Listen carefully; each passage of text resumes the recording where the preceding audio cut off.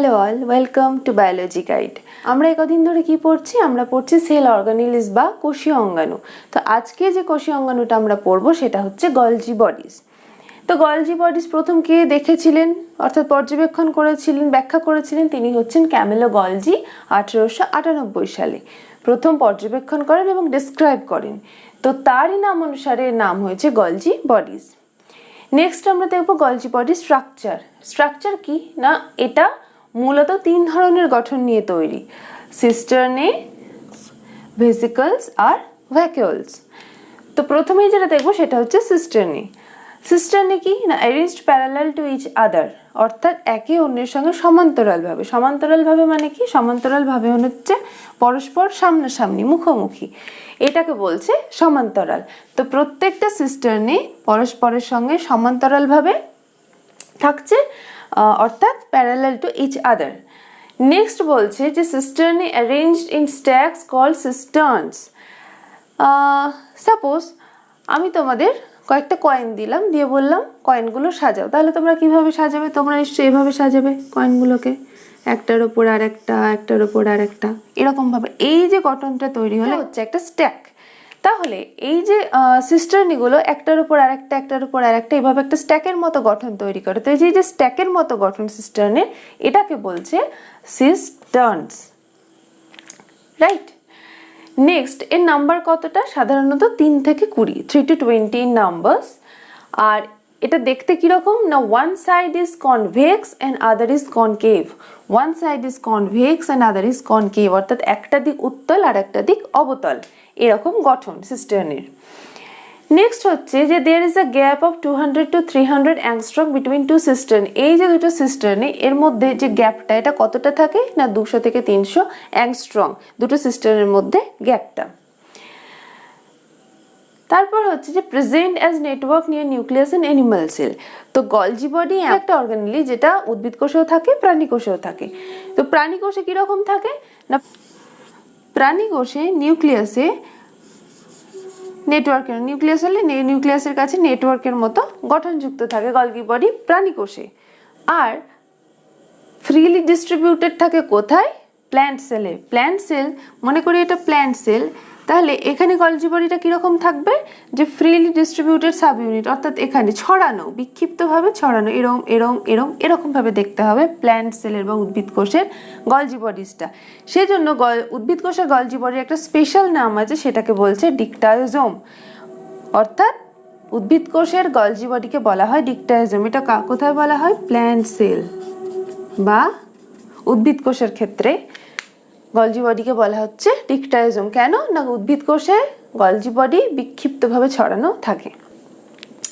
তারপর হচ্ছে যে এটার দুটো ফেজ থাকে সিস্টার্নের। কিরকম? একটা হচ্ছে সিস ফেজ আর একটা হচ্ছে ট্রান্স ফেজ। তাহলে সিস ফেজ কোনটা? সিস ফেজ এই যে এটা, যেটা নিউক্লিয়াসের দিকে আছে, তাহলে এটা ধরে নিচ্ছি নিউক্লিয়াস। আর ট্রান্স ফেজ কোনটা? যে দিকটা প্লাজমা মেমব্রেনের দিকে আছে বা সেল মেমব্রেনের দিকে আছে, প্লাজমা মেমব্রেন।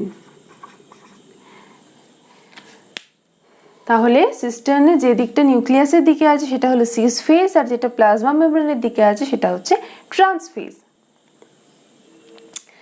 এবার কি হয়, সিস ফেজকে বলছে এন্ট্রি ফেজ আর ট্রান্স ফেজকে বলছে এক্সিট ফেজ। কেন না, সিস ফেজ যেটা, সিস ফেজ কি হয় না, নিউক্লিয়াসে যখন কোনো কিছু সিনথেসাইজ হচ্ছে, সেটা ধরে নিচ্ছি নিউক্লিয়াসে প্রোটিন সিনথেসিস হলো। প্রোটিন সিনথেসিস হয়ে কী হবে? প্রোটিন সিনথেসিস হয়ে একটা ভেসিকলের মধ্যে, যখনই সিনথেসাইজ হবে তখন সেটা ভেসিকলের মধ্যে চলে আসবে এবং এসে সিস ফেজের মধ্যে দিয়ে গলজি বডিতে প্রবেশ করবে। কারণ যে প্রোটিন উৎপন্ন হওয়ার পর ফার্দার প্রসেসিং হয় তার গলজি বডিতে, অর্থাৎ স্টোরিং, মডিফিকেশনস, তারপর হচ্ছে তার প্যাকেজিং, সব কিছু গলজি বডিতে হবে।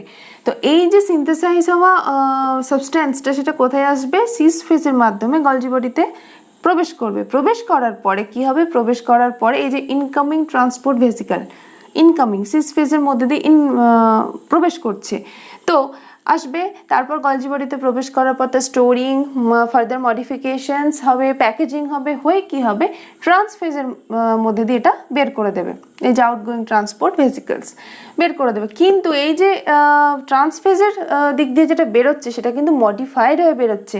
এখান থেকে যেটা বেরিয়েছিল সেটা অ্যাজ ইট ইজ যেরকম সিনথেসাইজ হয়েছিল, কিন্তু গলজি বডি থেকে ট্রান্সফেজের মধ্যে দিয়ে যখন বেরোচ্ছে সেটা কিন্তু মডিফাইড হয়ে বেরোচ্ছে।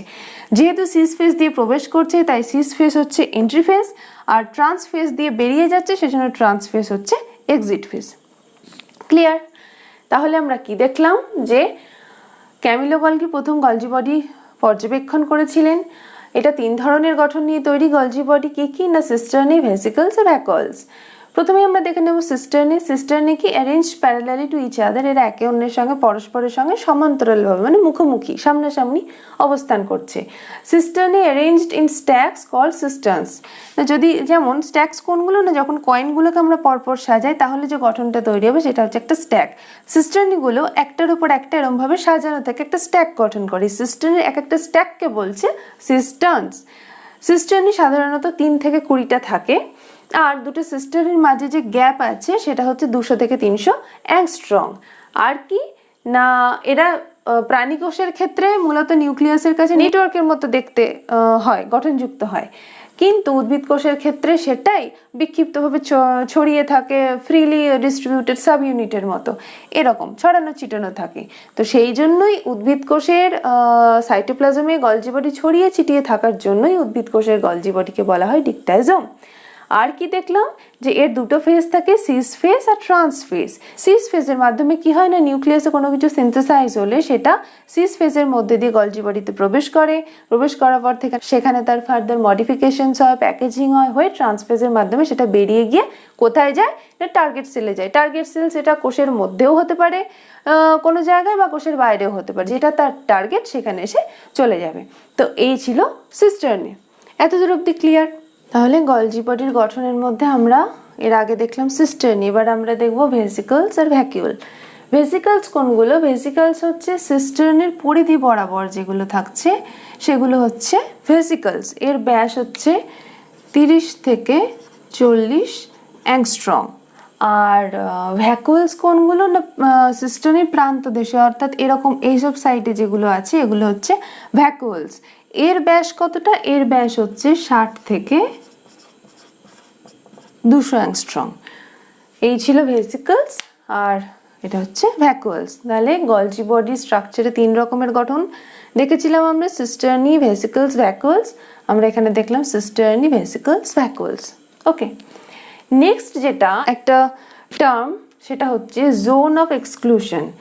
জোন অফ এক্সক্লুশন কোনটা না, near the GB the cytoplasm has no cell organelle, this zone is called zone of exclusion. অর্থাৎ কোষের মধ্যে তো সাইটোপ্লাজম আছে, এবার সাইটোপ্লাজমের মধ্যে তো গলজি বডি ছাড়াও আরও অন্যান্য সেল অর্গানেলি আছে, কিন্তু গলজি বডিকে কেন্দ্র করে যে সাইটোপ্লাজম, অর্থাৎ গলজি বডির চারপাশে যে সাইটোপ্লাজম কাছাকাছি, তো সেই গলজি বডির কাছে সাইটোপ্লাজমে কিন্তু অন্যান্য কোনো কোষীয় অঙ্গাণু থাকে না। এই যে গলজি বডির পাশে, গলজি বডির কাছে যে সাইটোপ্লাজম সেখানে কোনো কোষীয় অঙ্গাণু থাকে না, এই যে অংশটা এইটাকে বলছে জোন অফ এক্সক্লুশন। ক্লিয়ার? আর কি না, গলজি বডি কোথায় বেশি পরিমাণে থাকে, সব কোষ কী করে না অনেক বেশি পরিমাণে কোনো সাবস্ট্যান্স সিনথেসিস করছে এবং সিক্রেট অর্থাৎ ক্ষরণ করছে অনেক বেশি পরিমাণে, সেই সব কোষের ক্ষেত্রে গলজি বডির আকারটাও তুলনামূলকভাবে বড় আর সংখ্যাটাও অনেক বেশি। আর গলজি বডি কোথায় থাকে না, কোথায় অ্যাবসেন্ট, সেটা হচ্ছে সিভনল, উদ্ভিদের ক্ষেত্রে সিভনল, মস, আর স্তন্যপায়ী প্রাণীদের লোহিত রক্তকণিকা বা আরবিসি, এখানে কোনো গলজি বডি থাকে না। বেশ, এবার গলজি বডির কাজ কি না, গলজি বডির এটা স্টার মার্ক করে নাও, এটা মেন ফাংশন, সেটা হচ্ছে stores, modifies, packages the products. কীরকম আমরা এর আগেই দেখলাম যে যদি নিউক্লিয়াসে যখন কোনো কিছু সিনথেসিস হচ্ছে তখন সেটা সিস ফেজের মাধ্যমে গলজি বডিতে আসছে, আসার পরে সেখানে স্টোর হচ্ছে, ফার্দার মডিফিকেশনস হচ্ছে, প্যাকেজিং হচ্ছে, হয়ে ট্রান্সফেজের মাধ্যমে বেরোচ্ছে, এবং এই যে মডিফাই হয়ে বেরোলো এটা কোথায় যাচ্ছে, টার্গেটে, সেটা সেলের ভেতরেও হতে পারে, সেলের বাইরেও হতে পারে। সেই পুরো কাজটা করছে গলজি বডি, সেজন্য এটা হচ্ছে গলজি বডির একটা প্রধান কাজ। নেক্সট কাজ কি করে না, সিম্পল সুগার অর্থাৎ সরল শর্করাকে কমপ্লেক্স সুগার জটিল শর্করাতে রূপান্তরিত করে। অর্থাৎ সরল শর্করা জটিল শর্করাতে রূপান্তরিত হচ্ছে কার মাধ্যমে? গলজি বডির মাধ্যমে। আর তারপর কি 3 নম্বর পয়েন্ট হচ্ছে involved in formation of lysosome, অর্থাৎ লাইসোজোম সৃষ্টিতে বা লাইসোজোমের উৎপত্তিতে গুরুত্বপূর্ণ ভূমিকা হচ্ছে গলগি বডির। ঠিক আছে, তাহলে এই ছিল গলগি বডি। গলগি বডি আমরা দেখলাম প্রথম পর্যবেক্ষণ করেন, কার নাম অনুসারে গলজি বডি নামটা হয়েছে, গলজি বডির গঠন, তার 3 ধরনের গঠন আমরা ডিটেলে পড়লাম, আর দেখলাম গলজি বডির কাজ। তো এই ছিল গলজি বডির মূল বিষয়বস্তু। আজ তাহলে এই পর্যন্তই। নেক্সট দিন দেখা হবে আর একটা নতুন টপিক নিয়ে। Thanks for watching.